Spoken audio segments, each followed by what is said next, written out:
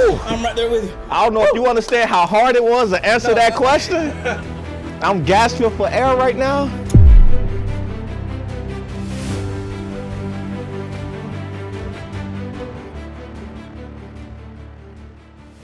Welcome everybody to Heatseekers, the show where leadership comes to test their eatership. We're still working on that. we're still working on that catchphrase. So joining me today, we have the one, the only, joined in 1997. Yes, sir. 25 years in the Air Force, second position as a command chief, Chief Master Sgt. Ronnie Woods. Thank you for joining us. Thank you. I appreciate it. Yeah. How you doing today, sir? I'm doing good. You know, I'm a little nervous, but we gonna kind of see how this goes, and right. we gonna do it, and we gonna eat some chicken, which I really like to do. Okay, yeah, I'm the same way. I don't know if I'm gonna feel that way like after we do this, right. but I know in the moment, right. I like to eat chicken. How are you with spicy food? I'm probably middle of the road. Okay. You know, like I'm someone who eats spicy food from time to time, but I'll be lying to you if I said like I'm some spicy food connoisseur. Okay, fair enough. All right, well, let's get into it, sir. Let's do it.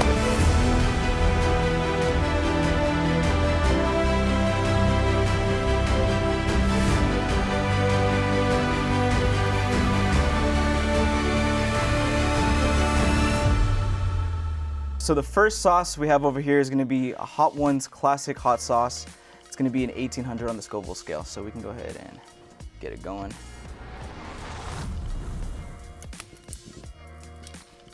That's good. Oh yeah. So for the first question, I know you spent your years growing up before the Air Force in the inner city of Chicago, right? Yes. In your opinion, what was the best part about coming up in Chicago and what was the worst? So for me, the best part about coming up in Chicago was really like a sense of community. So I remember as a kid, you can be within a span of like 2 or 3 blocks, and every mother at every house was everybody's mom.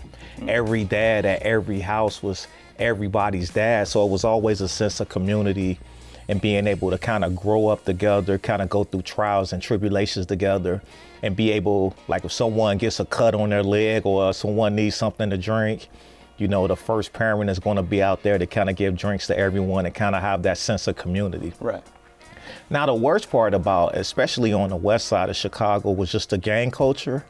Was probably the worst part about it. And me, I never was in a gang, but if you've ever been to the inner city, you would know that actually not being in a gang is actually harder than being in a gang, because you got this gang over here, you got that gang over there, and they both asking like, are you a part of a gang? And they're both like on you because you're what we call neutral. Right, yeah. They're asking, where you from? Yes. Getting pressed in Where the you streets. from? Yeah, seriously. Where you from? Yeah.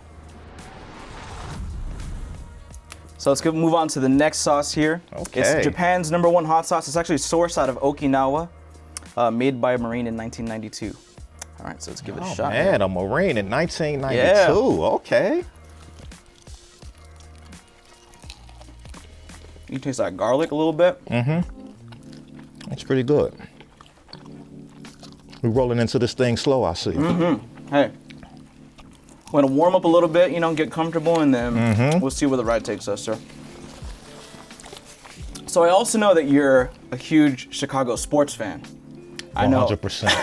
In your social media, I've seen you rocking Bulls gear, Bears gear, Cubs gear.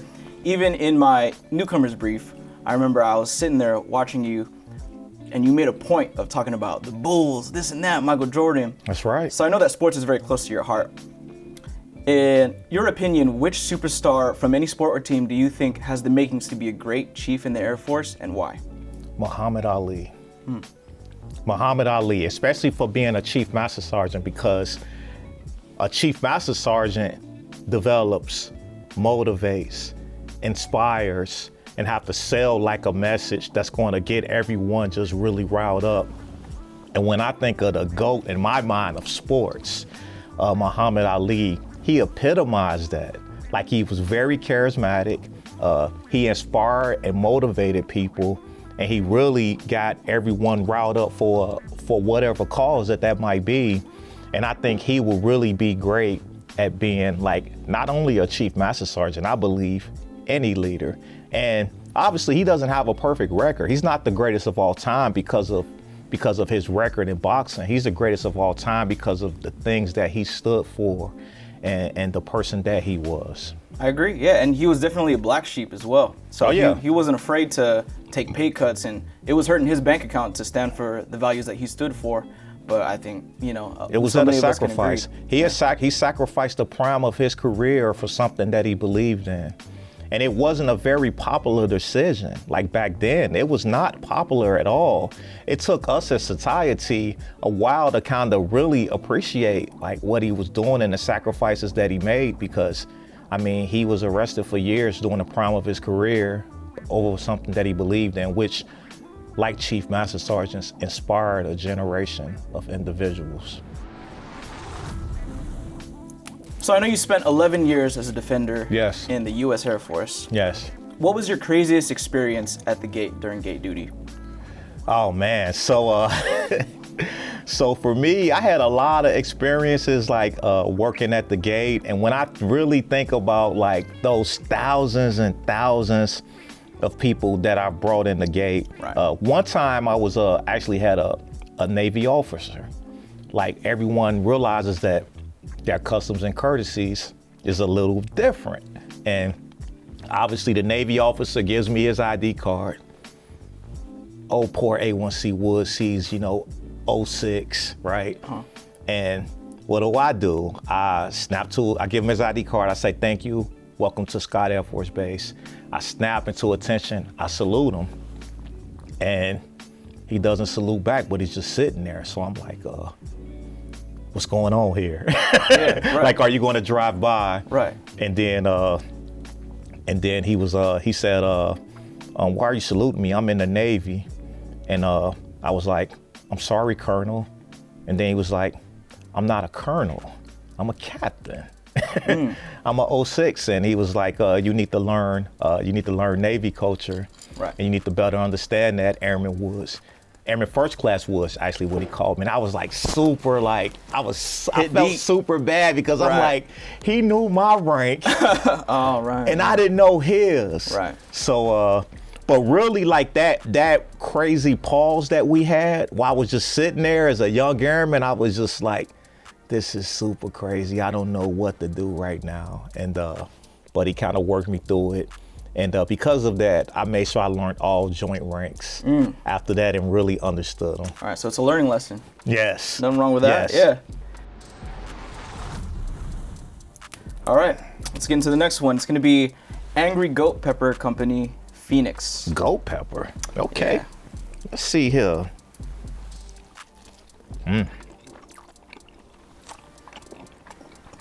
Uh-oh. I ain't grabbed the milk yet, but it's coming. Good, yeah, hey. It's coming. We're breaking the halfway mark here, sir. Yes, sir. Yeah, so there we are. So you've led airmen as an NCOIC at Scott Air Force Base in Iraq, in Kyrgyzstan, and Kuwait, and now being in your second assignment as a Command Chief Master Sergeant. After your many years of leading airmen, Yes, sir. what do you think is the biggest difference in trying to lead an airman today versus leading an airman in 1997? Oh, definitely is our airmen today are a lot smarter. They are a lot more resourceful. And for me as leading airmen like 15 years ago, I can really look at them and say, I need you to go do this. And they'll say, yes, Sergeant, and go do it. In today's Air Force, which I always tell everyone, you don't want to lead anyone like you were led, because through generational gaps and through the different generations and everything, it's going to be a different society. Our airmen of today are very connected on social media. They are very resourceful on the internet. They know how to find all of the Air Force instructions and everything. And sometimes they know the what before you even know the what of any situation. So today, I believe we have to tell them what to do, but we also got to inspire them with the why and the rationale of why we're doing things. And that's to me like one of the biggest differences, because it was very robotic in nature. It was obviously, we're a bureaucratic organization and we have rank for a reason. And if it's morally and ethically correct, you really got to follow that order that you're given. But our airmen of today really want to understand the rationale behind things. And I'm super excited about that, because I think that is really transformational leadership, when someone really takes the time to explain to Airman First Class Woods, I need you to stand in front of this plane with your M4 because you are protecting the interests of the Western Pacific to make sure we have regional stability here in the Western Pacific. That's why. I was just told to go out to post fill in a blank and stand there for 12 hours. And I really didn't know why until later on in my career when I was a senior NCO. Right, yeah. So this next one is going to be Hot Ones Los Calientes. Los Calientes. Sauce. Yeah, okay. This is hot. Yeah, this one's hot. I ain't scared though. There you go. I ate 2 bites. There you I'm go. about to get some milk though. 2 bites. Yeah, hey, do what you got to do, sir. I've already gotten into the almond milk over here, so there's no shame in that. Ooh, that milk really helped. Nice. So you're a year into your position as Command Chief for the 18th Wing. Yes. The In this Shogun Chief. Right, yeah, the Shogun Chief. Yes. In this past year, what has been the highlight that you're most proud of, and why? Man, that is a great question, because it's so many. You know, like it's really so many highlights. I believe the highlight for me is when as most know, we had Airman Kadena Soper was our 12 Outstanding Airman of the Year, Right. and we had got words on that like a day before he was leaving for Lakenheath.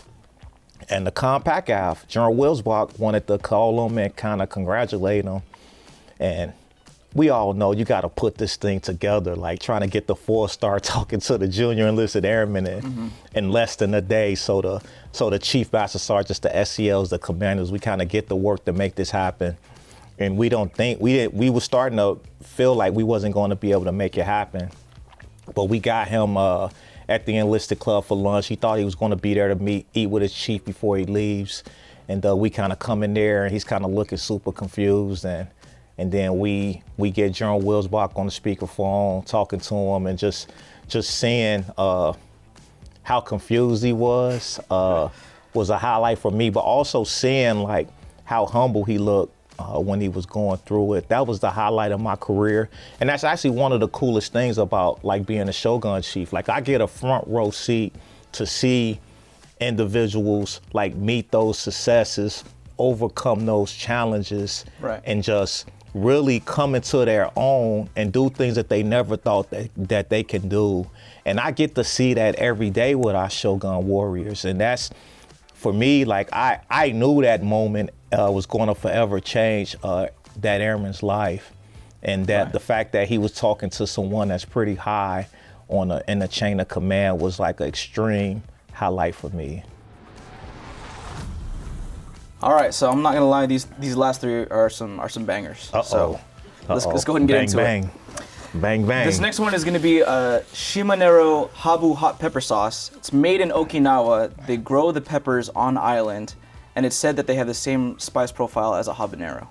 Whoa, habanero. Right, yeah, so another local sauce. Let's go ahead and get into it. This one right here? Yep, I can see the seeds on that right there. Oh man, jeez. I see the cameraman smiling back here. He knows what's coming. Yeah, all right, sir. So we have on the inside. right. We're trucking along. We're in the second half here.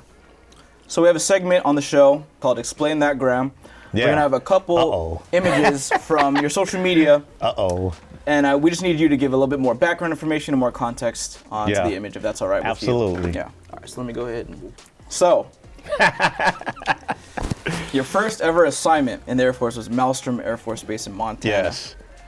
And you've expressed in the past that you've had some growing pains earlier on in your Air Force career. 100%. All right. So what's a disciplinary action that you received as a young man that helped you grow?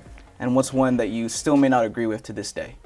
So absolutely. So what helped me grow was really the last LOR that I got. So I got a LOR for not failing to pay bills. A lot of my challenges early in my career was financial challenges, and that one led to me getting offered an administrative discharge by my commander.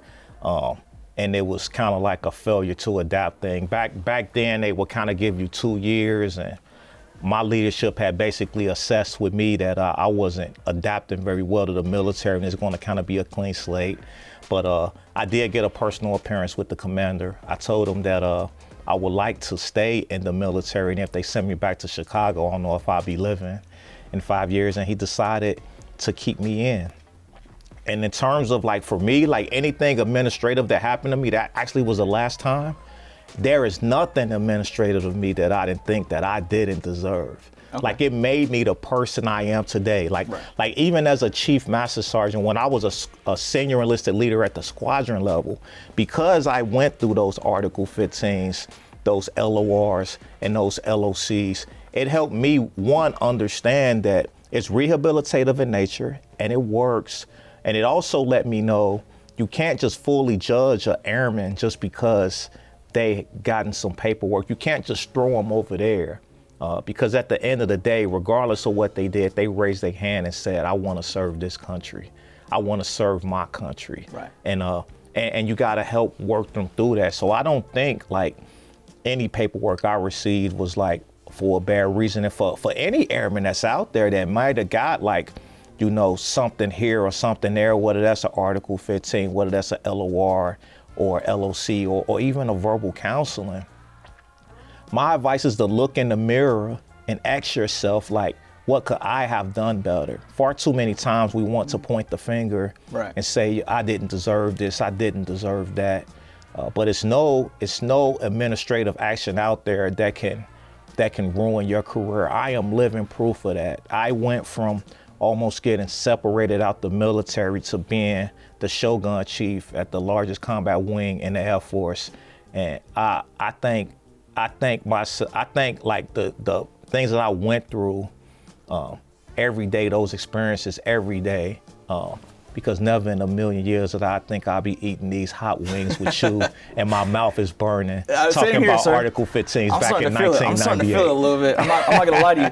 I think that message is so important too. I think even just in this context that we're doing right now, it's a little bit more inviting. Yes. It's a little bit more entertaining, right? Yes. But I think that message, if that can get to at least one airman out there that's feeling that type of way, who is maybe going through their Article 15 right now, just to let them know that that message is getting across in an efficient way, I think it's huge.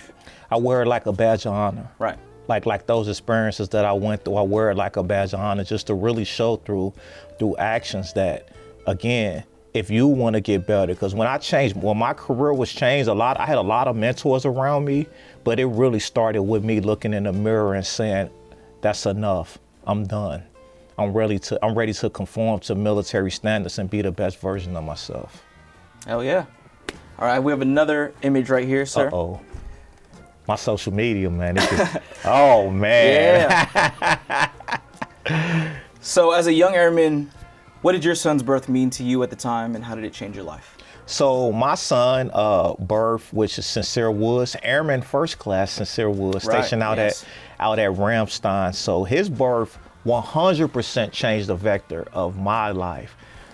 When I joined the military, it was about paying off some debt and trying to get my life together and going back to Chicago. Obviously, I went through the separation where I almost got sent back a little early, but I still originally wanted to do one enlistment. So Airman First Class Sincere Woods is actually the #1 reason I'm sitting here talking to you as a command chief. Nice. Because before he was born, I was going to try to go to school and go back home. After he was born, I had a larger purpose in life. And it wasn't just me just relying on myself. It was someone else that was going to be dependent on me. And for me at that point in my life, I was like, I don't want to put my son through 2 years of me trying to figure out what's next. Right. And I was really starting to like being in the United States Air Force. I was really starting to understand how to adapt to it. And I had a lot of friends. And then I had my son, and because of him, he became my why moving forward. And I'm very proud of him out at Ramstein Air Base. Yeah. A1C Woods, if you're hearing this. He doesn't call me much and talk about work. A1C Woods. He doesn't call me much and talk about work. He calls me and we talk about life. People ask me that all the time. Right. I know you're mentoring them every day. I'm like, here's the reality. What I tell you all every day, my son been hearing that his whole life. He don't want to hear it no more. That's enough, Dad. Right. I get some mentorship from my first line supervisors, my senior NCOs, and if it gets really bad, he might give me a call. Right. Yep. So this next sauce, it's a doozy. We're gonna get into the bomb beyond insanity. The bomb. Anything that's called the bomb can't be good. Right. It can't be good. All right, so let's get into it, sir. Here we go. Let's go.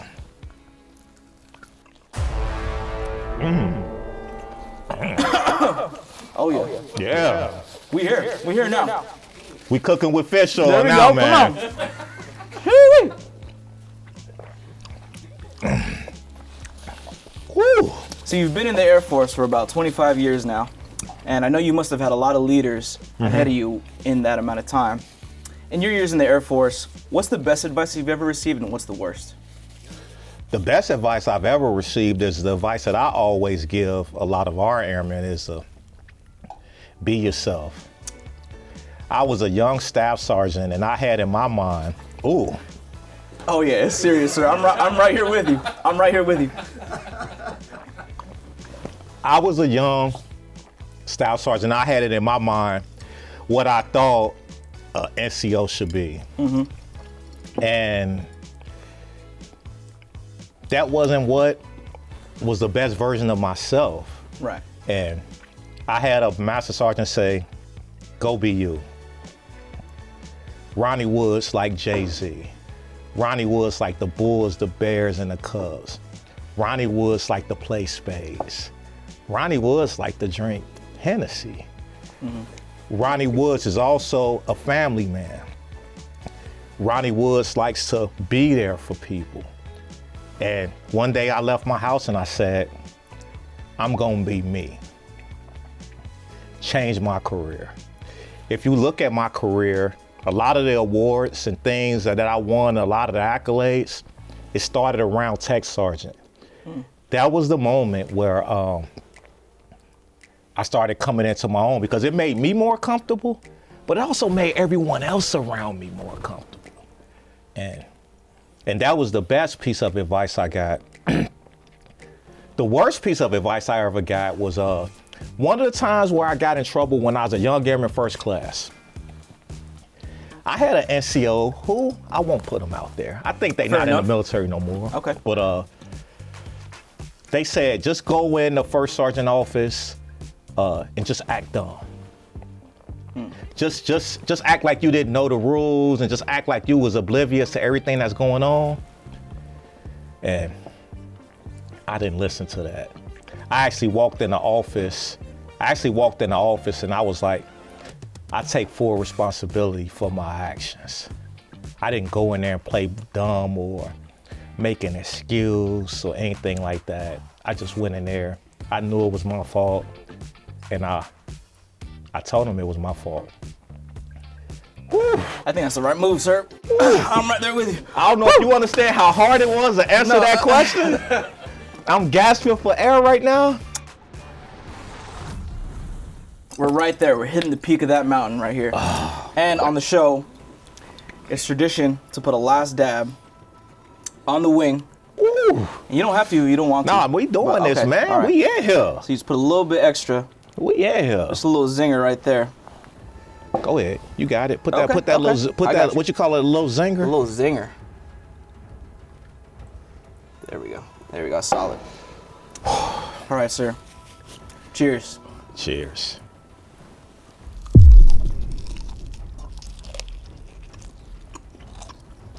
It's burning.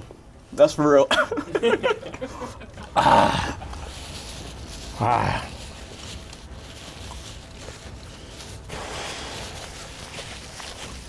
All right, sir. So as you're down in the strawberry milk, the flames The flames are coming on. He might not be ready for the question. All of its sparring, we're over the top of the mountain. What do Kadena Airmen have to look forward to in the second year of your position as 18th Wing Command Chief? We leaving it all on the field. We're leaving it all on the field.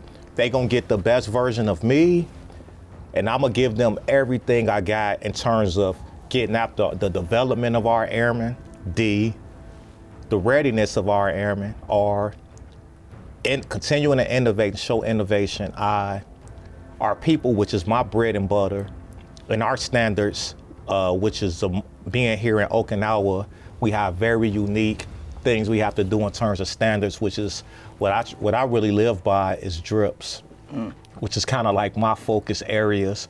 But I'm gonna leave it all on the field. I'm going to continue to try to get first downs. I'm a ball control offense guy in terms of leadership. Like I want to continue to get first downs. Every now and then they gonna hit me up for a holding call or illegal formation or something, and we might go back, but we're gonna continue to try to move the ball forward because the day one when I stepped on this base and I was just looking at like this huge wing, it's the biggest everything, and it was very intimidating as a command chief. I try to keep things simple. I want to leave the place a little bit better than how I found it. That's it. And each and every day we try to do that. And those first downs that we're getting is just making life positive for one airman. Again, what we're doing right now, if I can just reach one airman and they say, you know what, I wanna do things better, or I might have a little bit more of a positive outlook, I felt like I've done my job in terms of being the Shogun chief, which I feel is gonna be the highlight of my career, past and present. Like I got the dream job, and I really, really, really appreciate being here, taking care of our teammates and everything that we do here. So I ask all of our airmen out there, our airmen and our guardians, and our joint partners and coalition partners, just keep me honest with that. Like, keep me honest. You know, if you feel like, you know, I'm losing my way or I'm not leaving it all on the field, like, let me know. I will make mistakes here and there. We gonna do some things that maybe wasn't the best decision, but as long as you don't question my effort and my moral compass, like I'm totally okay with that. So me and Gerald Agnew, we're gonna leave around the same time. And just always know that the Shoguns and their families and the betterment for them is always number one for us when we making decisions here at the base. All right, Chief Woods, everyone. Woo! Thank you, sir. Thank you. Woo, Thank you for the time. Yeah. All right. Thank you, sir. Man, Hey, man. Now you got to finish the win, sir. All right, yeah.